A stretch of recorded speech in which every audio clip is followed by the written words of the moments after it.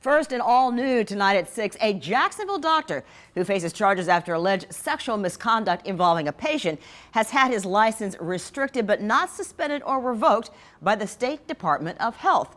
Good evening, I'm Jeannie Blaylock. And I'm Anthony Austin. First Coast News anchor Jeff Vallon joins us live from Baptist Health tonight and explains those restrictions for us. Jeff. Well, good evening, Anthony and Jeannie. This order only prohibits Dr. Om Kapoor from interacting with male patients without supervision. But is that enough? We're going to let you decide that, but the details of the incident it alleges are graphic and disturbing.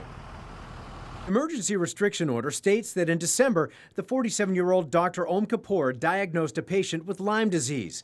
But here's where it gets graphic, that he told the 34-year-old man to undress from the waist down and bend over an exam table. Dr. Kapoor examined the man's genital area. A few minutes later, that the patient heard the doctor make a sound, then felt a wet substance on the back of his leg that the doctor was exposing and pleasuring himself. Finally, that Dr. Kapoor told the man he would have to come back if he wanted to stay well and, quote, "I will make sure that you don't die, my attractive young man."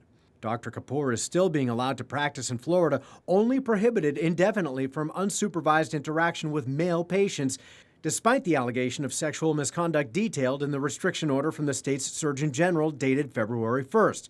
This all follows a report from Baptist Health to the JSO in 2012, alleging that Kapoor had engaged in sexual misconduct with a 20-year-old man he was treating. He was apparently never charged, and though the hospital says it also reported to the Department of Health, the department says it didn't.